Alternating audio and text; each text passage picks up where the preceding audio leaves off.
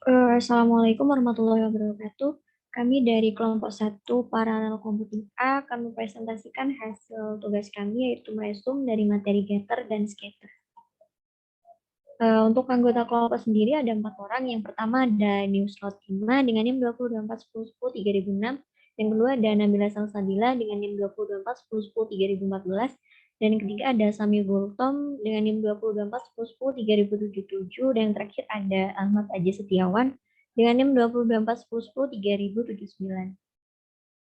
Untuk pokok pembahasan sendiri ada dua, yaitu pertama ada pengertian dari Getter, studi kasus, dan implementasinya. Kedua ada Scatter, yaitu pengertian, studi kasus, dan juga implementasi dari Scatter sendiri.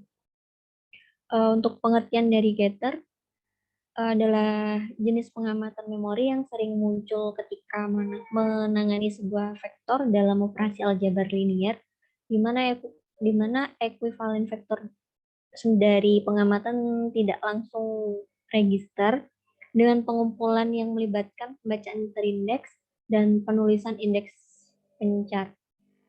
Prosesor vektor sendiri memiliki dukungan perangkat keras untuk sebuah operasi pengumpulan pencar untuk memberikan instruksi seperti load vektor, indeks untuk pengumpulan, dan store vektor indeks untuk scatter sendiri. Selanjutnya ada studi kasus dari Getter. Di sini kami mengambil data dari server yang mana sebelumnya itu menggunakan metode scatter ataupun satu data dimasukkan ke satu server. Untuk penginputan tiap satu datanya akan dimasukkan ke tiap server. Kemudian di tiap server data akan diolah dan setelah itu akan diambil dari datanya. Simulasi data input dan hasilnya yaitu scatter. Di sini server 1 sama dengan 10, server 2 sama dengan 20, server 3-nya sama dengan 30. Dengan Getter sendiri, servernya adalah 10, 20, dan 30. Nah, jika ada operasi penjumlahan data itu plus sama dengan 5 di dalam server setelah diolah, akan muncul hasil sebagai berikut. Nah, untuk scatter sendiri adalah server satunya berisikan 10 ditambah 5, dan server 2-nya berisikan 20 ditambah 5, dan server 3-nya 30 ditambah 5. Untuk getternya, server sendiri berisi 15, 25, dan 35. Untuk implementasi getternya akan dijelaskan oleh teman saya. Dan di sini saya akan menjelaskan untuk implementasi Getter. Di sini terdapat form MPI 4 PY import MPI. Di sini kita pertama install dulu MPI 4P-nya. Lalu untuk variabelnya com sama dengan MPI com word, terus rank sama dengan com dot rank, lalu name MPI dengan get processor name. Lalu di sini ada if rank sama dengan 0. Lalu untuk datanya sendiri kita isi dengan 5 dan 10. Untuk printnya, untuk mengoutputkannya adalah server rank 0 akan mengirimkan data. Lalu else-nya adalah data sama dengan non.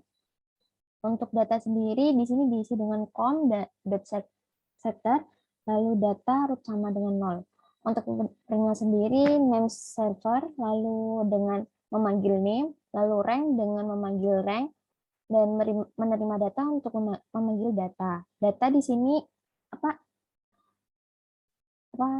jumlah sama dengan 10, lalu print dengan nama server, lalu memanggil name, lalu rank dengan memanggil rank, data setelah diolah, memanggil data yang tadi kita masukkan. Lalu data baru, kita membuat data baru yaitu sama dengan com getter dan data root 0. If rank sama dengan 0. Boleh lanjut. Nah, untuk hasil outputnya sendiri akan menjadi seperti ini. Server rank 0 akan mengirimkan data yang tadi kita masukkan adalah 5 dan 10. Lalu name servernya adalah yasir server 1 rank 0 menerima data 5. Lalu name servernya yasir server 2 rank 1 menerima data 10. Yang sudah tadi data yang kita sudah masukkan tadi. Untuk name servernya yasir server 2 rank 1 data setelah olah menjadi 20, lalu name server Yasir server 1 rank 0 data setelah diolah menjadi 15. Untuk name server Yasir server 1 rank 0 data getter adalah 15 dan 20. Demikian untuk outputnya. Mungkin bisa di next. Untuk pengertian server akan dijelaskan oleh teman saya. Baik, di sini saya akan menjelaskan tentang scatter. Jadi scatter atau scatter pattern adalah artinya itu pola pencar. Jadi ini merupakan kebalikan dari pola pengumpulan. Nah, ketika satu set data input dan satu set indeks diberikan, tetapi setiap elemen input yang ditulis itu berbeda dengan lokasi yang dibaca. Tidak artinya lokasi tulis daripada lokasi baca itu disediakan sebagai inputan. Nah, untuk pattern sendiri itu dibedakan menjadi 4. Nah, untuk yang pertama ada atomic scatter. Nah, atomic scatter itu adalah jenis scatter yang nantinya akan menyelesaikan permasalahan pada pada scatter pattern. Nah, ketika terjadi tabrakan secara deterministik, maka akan dilakukan atomik. Artinya ini akan menyelesaikan tabrakan secara atomik, tetapi ini bukan non-deterministik. Jadi penggunaan pola ini dapat menghasilkan program yang non-deterministik. Kemudian yang kedua ada permutation scatter. Nah, yang kedua ini akan menyelesaikan problem di mana dia melakukan permutasi, yaitu pola sebaran permutasi yang mengatakan bahwa tabrakan itu ilegal. Jadi dia nggak boleh bertabrakan. Nah, dengan kata lain dia nggak boleh masukannya itu nggak boleh duplikat atau tabrakan. Nah, untuk merge scatter atau pola merge scatter ini disediakan operator asosiatif dan komutatif, di mana nanti ini akan menggabungkan elemen jika terjadinya tabrakan tadi. Nah, untuk yang keempat ada priority scatter. Nah, di priority scatter, setiap elemen dalam larik input untuk pencar diberi prioritas berdasarkan posisinya. Prioritas ini nanti akan digunakan untuk memutuskan elemen mana yang dituliskan jika terjadi nanti tabrakan. Next.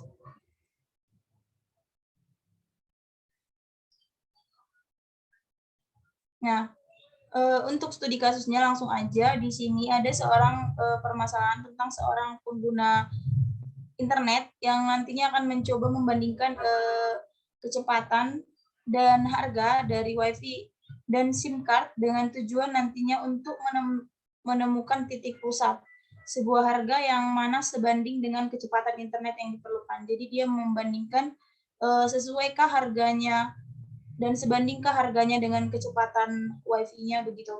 Untuk implementasi programnya akan dijelaskan oleh teman saya.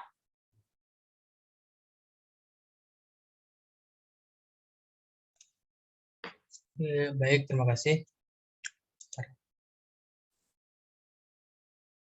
Nah, baik, di sini di implementasinya tuh di sini kita ada list suatu WiFi speed, terus ada juga WiFi freeze, lalu juga ada list ini data random dan harga dari WiFi-nya itu ada, terus juga ada list dari SIM card speed dan SIM card bridge. Jadi ada data dari kecepatan dan harga. Oke, baik. Lanjut. Lalu bawah itu ada di sini kita bawah itu kayak membandingkan dari si plate detail itu judulnya itu membandingkan WiFi dan si SIM card itu kecepatan dan harganya. Ya betul.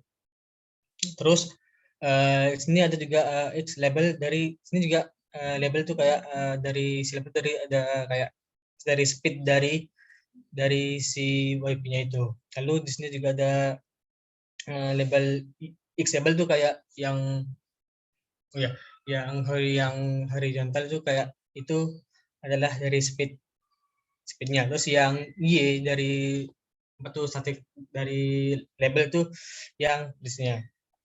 Mesti kita menggunakan sekitar WiFi speed, WiFi freeze and color. Jadi kita kayak memplot suatu titik pada setiap pengamatan X dan Y.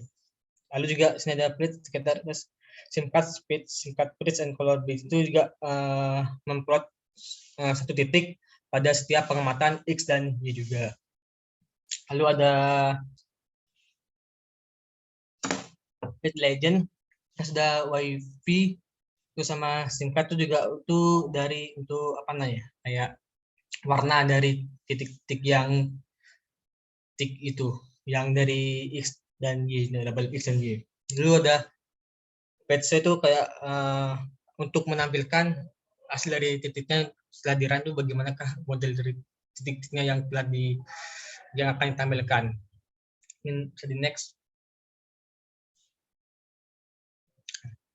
Hilang. Mungkin bila kita perhatikan pada pola titik yang terlihat sekitar Peter, maka akan dapat disimpulkan jadi kedua variabel tersebut tuh memiliki hubungan yang positif. Hubungan positifnya itu semakin tinggi nilai X-nya, maka semakin tinggi pula nilai Y-nya. Jadi kalau anggapan tuh kalau semakin tinggi speed-nya, maka ya maksud itu kalau harganya semakin bagus, semakin tinggi, jadi kecepatan untuk speed itu rata-rata semakin bagus gitu. Terus juga itu bahwa semakin tinggi speed-nya semakin mahal harganya. Tetapi itu bisa jadi kebetulan karena kita hanya mengenali 12 WiFi dan SIM card. Untuk pengumpulan lebih lanjut bisa lakukan pengumpulan data yang lebih banyak. Jadi di sini kita cuma hanya 12 saja. Jadi dari 12 itu kesimpulannya sementara tuh harga lebih tinggi, maka kecepatan dari si WiFi ini akan lebih cepat seperti itu. Selanjutnya saya serahkan lagi ke moderator. Dipersilahkan. Baik, terima kasih. Mungkin sekian presentasi dari kami. Apabila ada salah kata kami mohon maaf. Wabillahi taufiq wal hidayah. Wassalamualaikum warahmatullahi wabarakatuh.